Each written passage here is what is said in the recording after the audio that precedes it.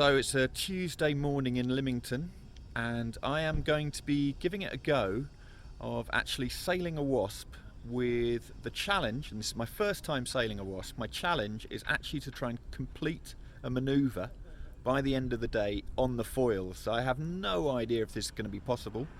I've sailed a moth a couple of times, but each time it's from the side of a rib and just got on the boat and it's got up foiling pretty easily.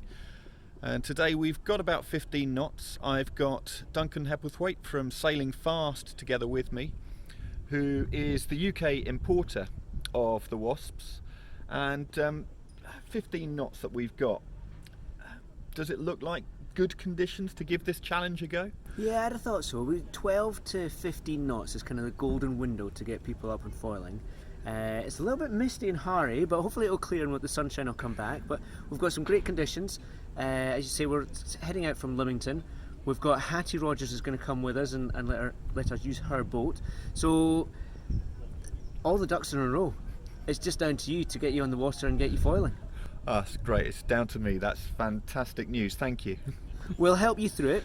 We'll give you lots of pointers, lots of advice through each of the manoeuvres, and I think pretty confident we should have you foil jibing before the end of the day.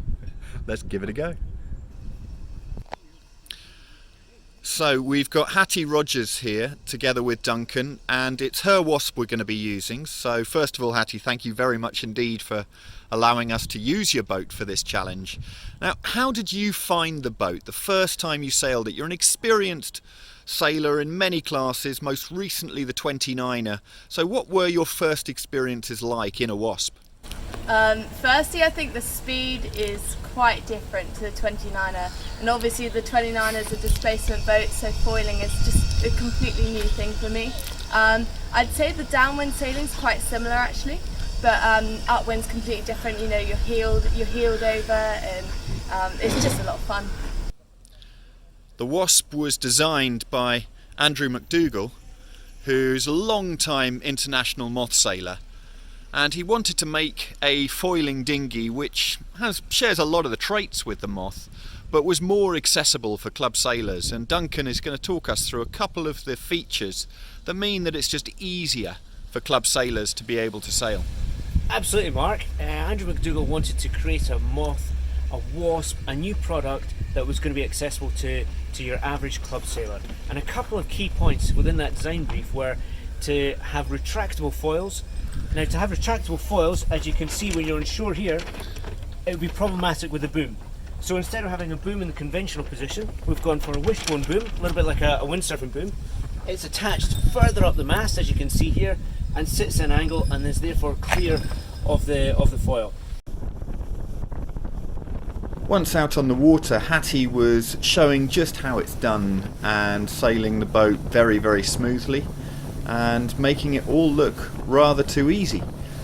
So then I gave it a go, got up on the foils, and pretty quickly was up and running and just reaching across, albeit with the odd wipeout every so often.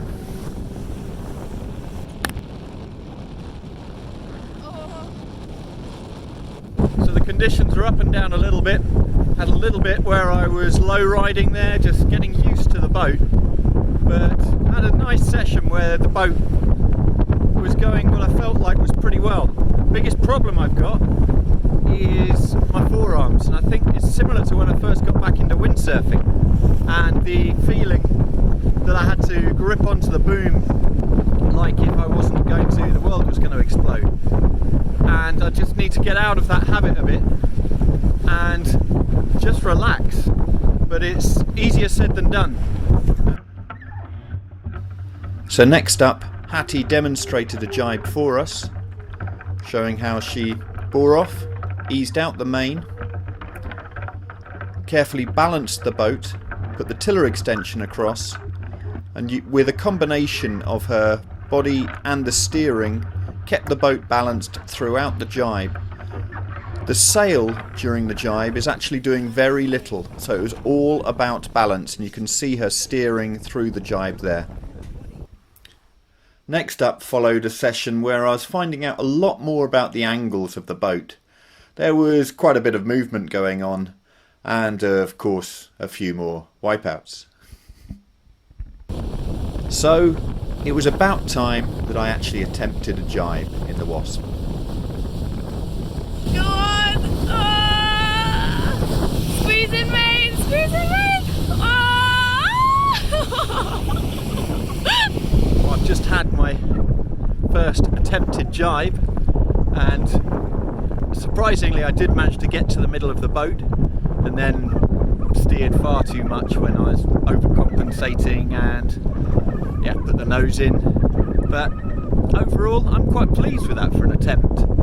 What was very interesting though was the point where I was low riding. There was a bit of a lull and just learning about the boat, and the boat is surprisingly stable in that low riding mode, which I think could make a huge difference with the learning curve of how to sail the boat. Overall, I found my day in the Wasp fantastic fun. Yes, it's a challenge to sail, it's a challenge to get around the manoeuvres, and inside a day it was probably too much.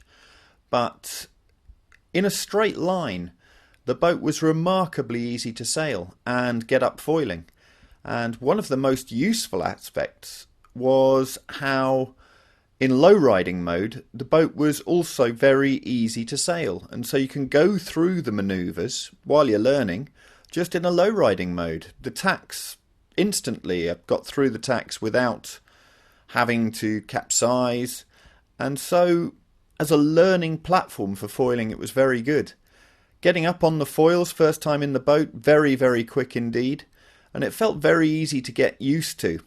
And with the boom up high, you didn't end up hitting your head on the boom, and all the landings, because there are no shrouds, felt very soft indeed.